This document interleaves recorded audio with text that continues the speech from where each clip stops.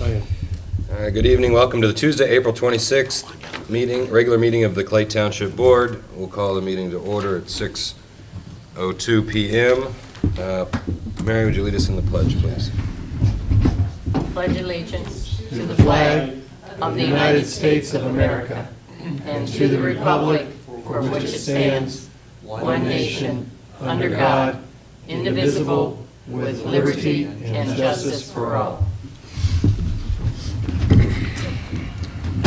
May I hear a motion to approve minutes from February 23rd? I so move.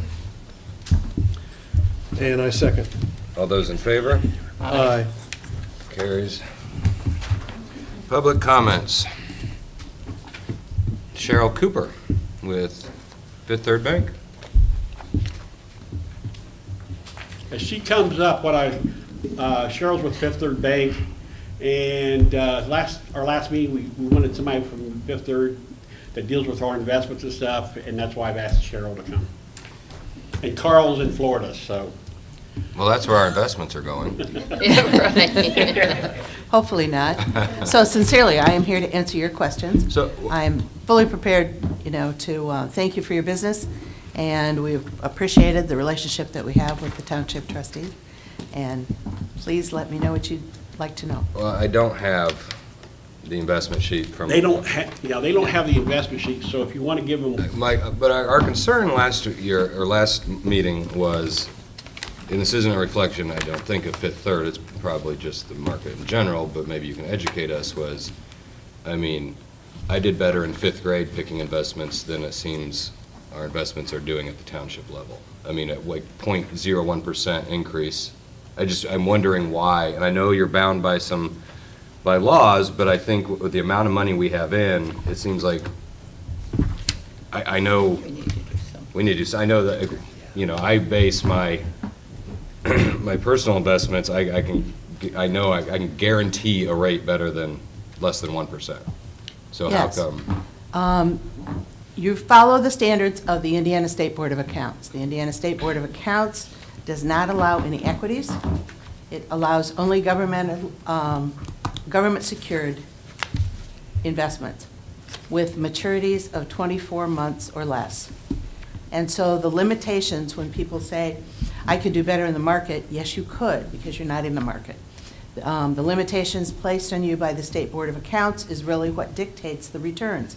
And returns right now have been, on the short term, very low.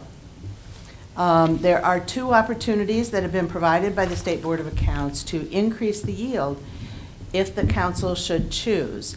And Angie and Doug have talked about this in the past, but it hasn't been brought before you. In 2012, the State Board of Accounts allowed for an opportunity of 25% of your overall assets to go out up to 5 years. Does not change the underlying assets, so you still can't have equities, you still can't have alternatives or anything else, but you could go for a longer duration. And then in 2014, there was a Senate bill that supported the 2012 legislation, which said if you have adopted the 2012 legislation, then you can also look at corporate agency bonds for your portfolio. Either of those things would allow you a longer duration and a little bit of lift in the performance. But at this point in time, we are limited to what we can do. So your portfolio solely exists in Treasury notes and Treasury bills for the entire portfolio. Mm-hmm. Any questions? No. I knew there had to be a good reason. No, that's all we're looking for. Just a publicly Now, we stated reason. were hoping the Fed today might raise the interest rate, but that's probably not going to happen. It's probably going to stay where it is, at least for another 6 months. Okay. So we're willing to go a little further if you would like us to present something for Doug to present to you at the next meeting. We're happy to do that, and you can take a look at that. I won't guarantee that it will help a lot, but just as a primer, one of the things that makes a difference in short term is any maturity that has a 12-month maturity, so 12, 24, 36, anything that falls on a 12-month is going to be lower than anything that falls in between because mutual funds use those same parameters. So if you had the agreement with the update in the legislation, and instead of going 24 months, you could go 30 months, again, we're not talking about going out to the, too far in the future, then you might be able to get a little more lift. But again, that takes action on your part, and it's something that needs to be ratified every year in order to do that. Okay. Right now, the yield curve is about 50 basis points for a 2-year maturity in treasuries.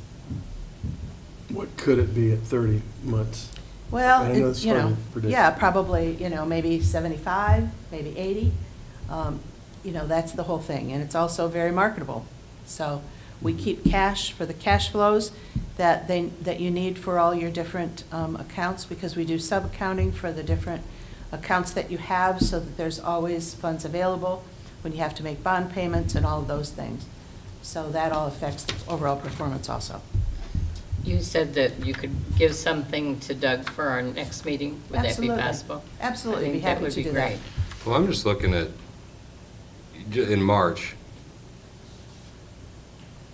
we had an increase of 1.03%, with a net income of $7,000, and that was with $400,000 less in our account than back in Okay, the report that you have is a cash account. It does Right. not take into consideration accruals, because that is the report that's used for your State Board of Accounts of reporting.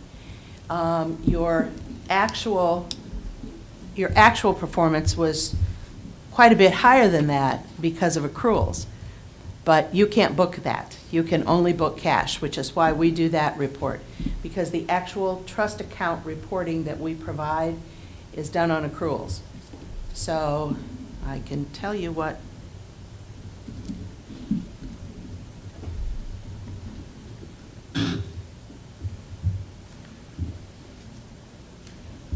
So your earnings were much higher, it's just that you can't book them that way. Okay. Okay?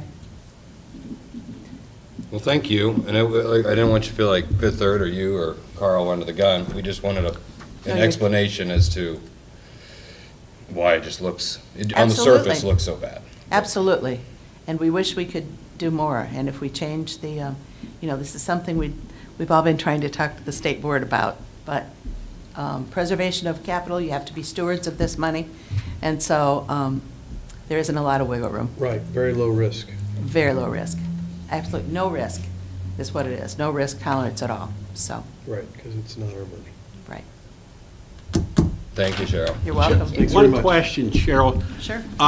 One of the things that I always think about too is we try to stay within the same time that, we got 2.5 more years, a little over 2.5 years to our term, okay?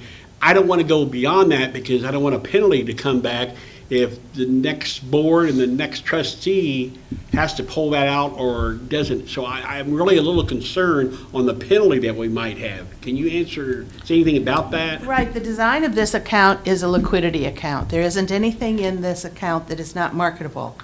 So it has what we call a T+1, which means if you need the money today, it will be in your account tomorrow, all right? And because of that, there is a little bit of market risk, okay? If the stock market really crashes, then the bond market goes up. If the stock market goes way up, then the bonds, if not held to maturity, their market value will go down, but it's not a loss. We've designed this for our governmental and institutional clients so that there is not market risk unless you have to cash them in before maturity. But I think anybody, Doug, would recognize that if there was 6 months left on the treasurer or whatever, even if it was a new board, that they would probably prefer to hold it to maturity rather than cash it in early if there was a market loss. I would hope so. Right. But we're happy to work with you, and any other questions that you have, please give them to Doug, and we'll be happy to design something and show you how it works. Thank you, Cheryl. You're Thank welcome. you very much. Thank you. Debbie? Well, I'm just here because last June, when we came before you and asked you for financial support, Mary, you mentioned that we could come back through the year and give you updates on how we're doing, and that's what I wanted to do tonight, and just thank you for your support and let you know that in the first quarter of this year, of 2016, Hamilton County Express provided nearly 3,000 trips to destinations within Clay Township to 56 different passengers. And included in that count are individuals with Clay Township residences or individuals traveling from other townships to Clay Township businesses, schools, medical facilities, social events, things like that. Our ridership is growing in 2016 due to operational changes. Ridership grew by 14% over all of the different townships from the first quarter of 2015 to this current quarter. And there's been a small decrease in the number of trip denials that we're having to do now. Our drivers are now working 4 10-hour days a week rather than 5 8-hour days, which enables us to have the buses on the roads, more buses on the roads during peak times, during peak call volume times. And due to the generosity of one of our donors, we were able to purchase new scheduling software, which makes the scheduling of rides a little bit easier for our dispatchers and much faster. Community employment also continues to grow. In fact, last week I just had a meeting with Chris Martin, who is the HR director at Scotty's Brew House, and they have a new initiative for all of their different locations that they want to have 5% of their staff employed who have some type of disability. So they were coming to us looking for people in our community employment program who might be able to qualify for one of those positions. And on a personal note, I just thought that was really exciting that a business like that would just open their hearts and their doors to people with disabilities.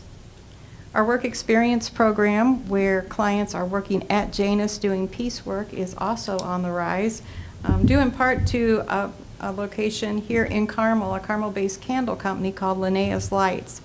And their business is growing. What our clients do is inspect the glass that holds the candle, and then they insert the wicks, and then the candle company actually pours the wax. But their business is growing, so therefore that work experience program is growing at Janus.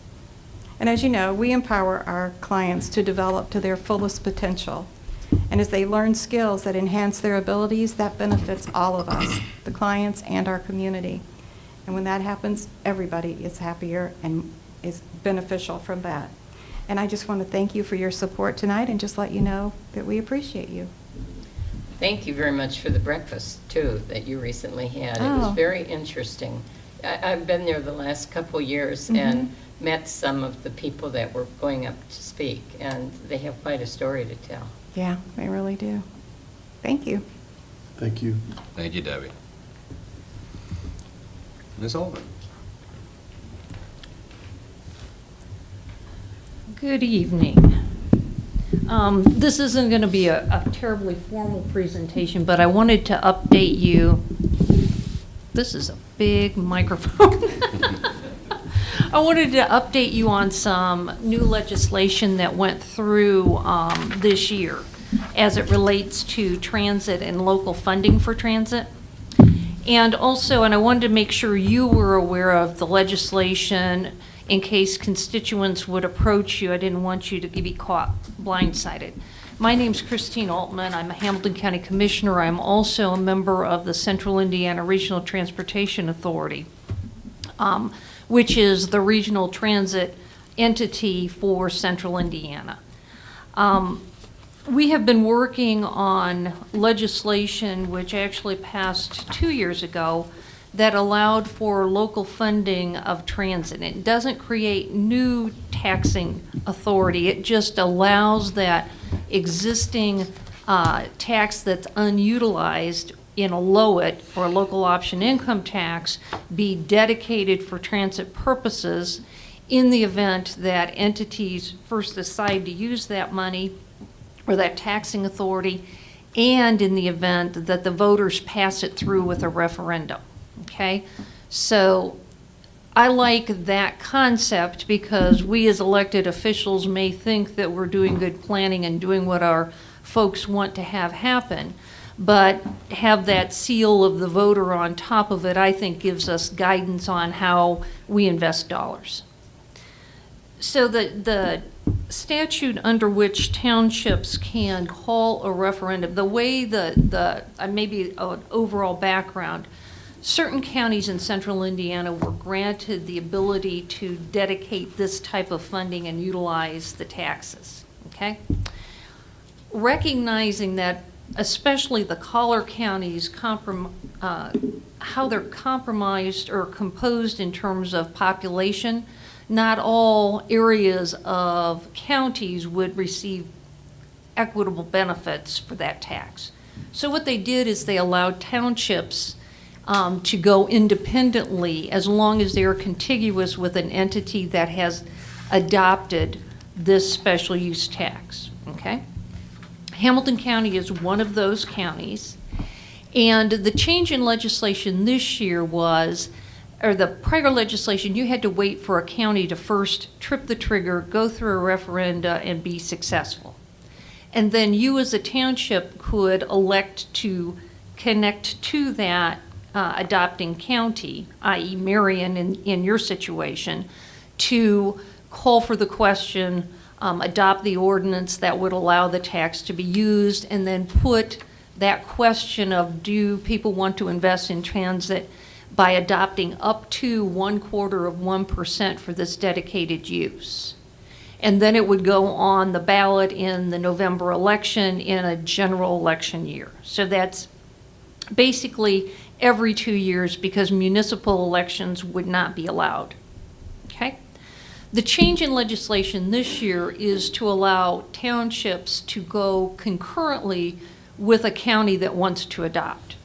And the reason we thought that was important is that we believe Marion County will be putting this question on the ballot in November, mainly because their investment in transit, they have existing Indigo, but this small increase in Marion County would dramatically improve their service, dramatically improve their service. It's still not going to raise us up where we need to be in terms of transit, but it would provide a lot more options for their folks. If we are able to go concurrently, you could elect to adopt an ordinance and take advantage of the media buys that they're going to have, because it's going to take a large education campaign, number one, for people that aren't used to good transportation services to know what the possibilities are. And then the other component is we believe the Chambers of Commerce, MIBOR, probably CICF will contribute separate funds for an advocacy campaign.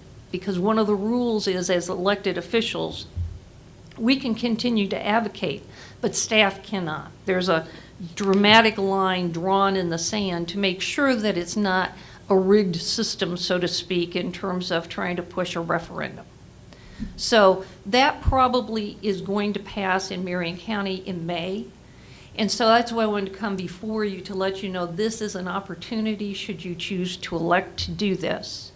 The other reason I think you may want to consider this strongly is that the red line, as I hope you are aware, I know Cindy came in and Cindy Benedict spoke to you about what's happening in the Indy Connect plan. The red line will go to Broad Ripple. With this additional adoption, we could bring it up into Clay Township for service. And also, I know that Doug yesterday met with the local transit planning team. I'm also a member of that.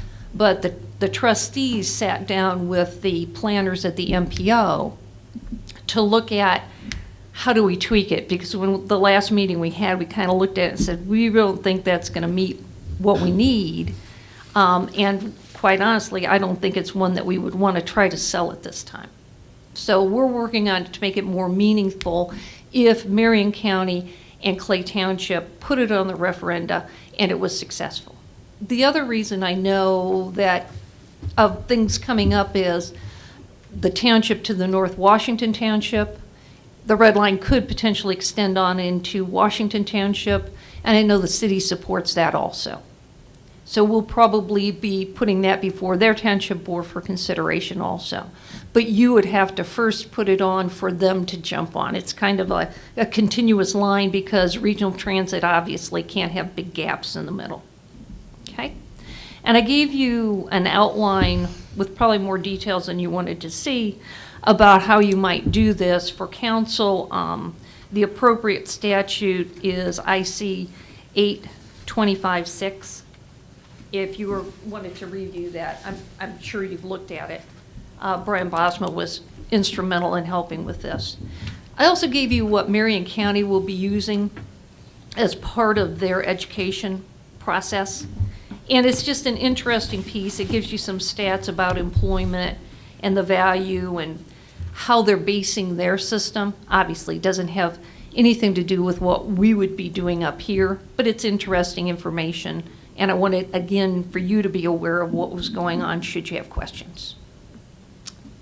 If you have any questions, I'm happy to answer them, but I just wanted to make sure you knew you had the opportunity this year if you choose to take it, and we'd be happy to work with you. At what point would we have to decide to do this? Let's just say we want to do a referendum in the election in November. At what point do we have to The question would, the language on the ballot has to be certified at, I believe, the auditor's office August 1st, okay? Most of the language, what you can ask or put on the ballot is pretty much predetermined by statute because they wanted to make sure the question was uniform and unbiased. The decision you would have to make is what tax amount you would want people to vote on. Again, it's up to 1/4%. You could adopt a lower rate.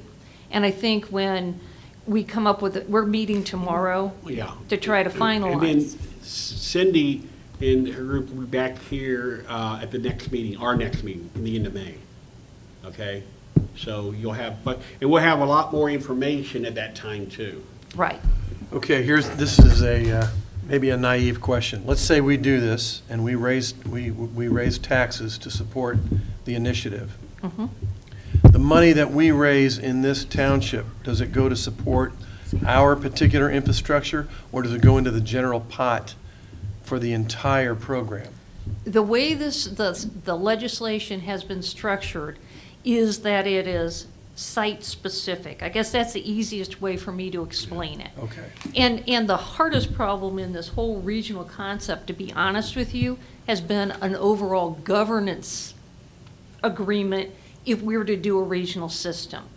The legislators recognize that, and the way it works is Clay Township, if you impose that tax, the money would go into the Clay Township dedicated fund, and then by interlocal agreements or by your own provision, transit would be provided.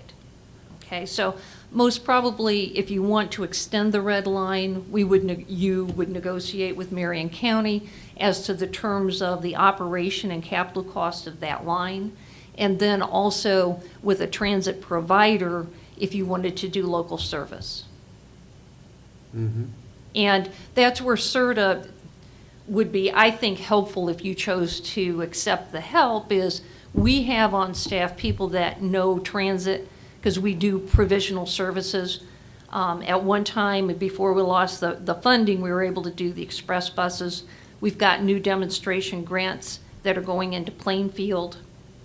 So we do have that experience, and we also would be helpful in navigating the FTA, the Federal Transit Authority, with respect to grant opportunities, 5301 monies, those kind of federal funds that we need to match to make this effective.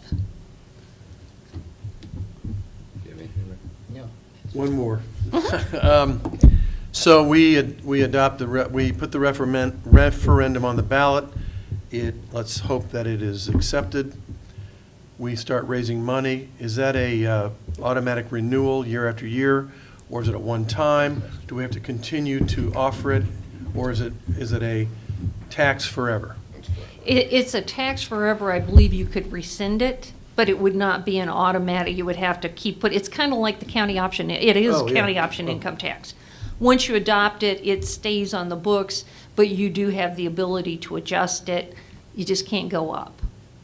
One thing that's unique in your situation, actually, it's good, because if you decide to do this and the referendum is successful, the tax would go in place. On a county level, it's more convoluted. The question goes on the ballot. If it's positive, it goes back to the tax authorities to decide whether they're going to implement it. Yours is a decision that you make and you control. Okay. It gets collected at the county level, and then by statute, it comes back for your use. Christine, isn't there something too that if we don't do it, that we lose that money this year? The Well, federal money. Oh, yeah, the real value in having a local source is your ability to leverage it, okay? Because most transit systems are supported at least 50-50 with federal funds. If you can't show a local source, we can't even put in an application for a red line.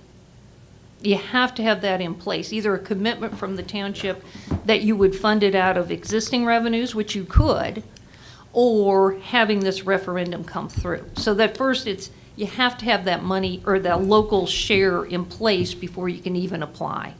And right now, that money, it's money we all paid into. It's not like somebody else's money. We've all paid in, but it's going to Houston, it's going to Charlotte, it's going to Phoenix. And that's where I think we're missing the mark, because we're so underfunded with transit monies and opportunities, and it's just going out someplace else. Did that answer your question? Yeah. Thank you. Thank you. Excellent, thank And if you. you have any other questions, just give me a call. So let's,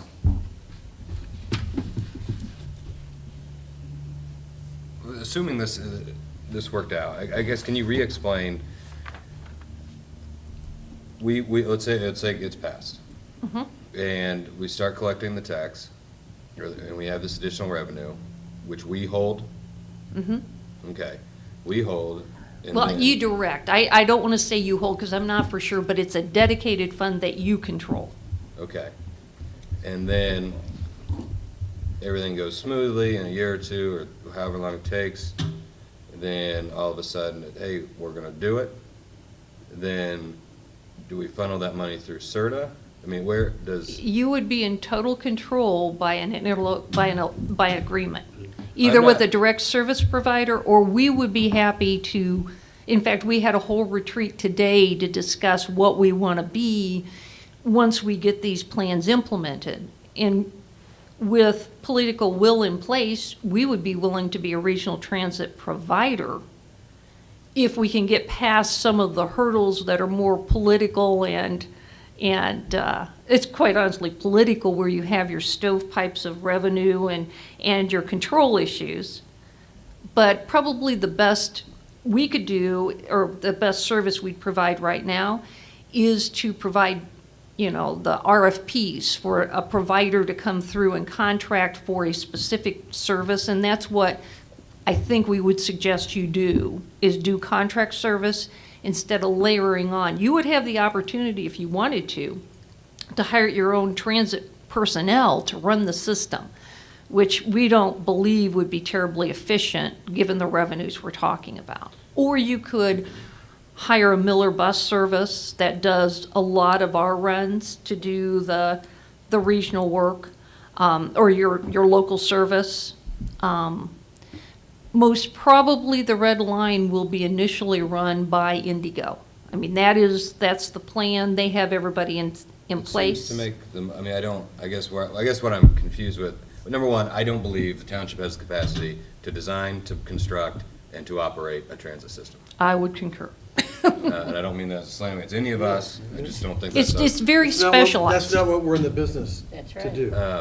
But I guess I wouldn't want Indigo coming to Clay Township, and then all of a sudden it's a different provider getting to Washington Township, and then it's a different provider. Right. And that's why the concept is with the red line, that's, portal to portal, you need one operator, and the FTA is going to insist on that. It's just my position, I'm not speaking for anybody else, is as a political axiom, I hate referendums. I think that's why California is in the black hole they'll never get out of, and so is Illinois. However, in this situation,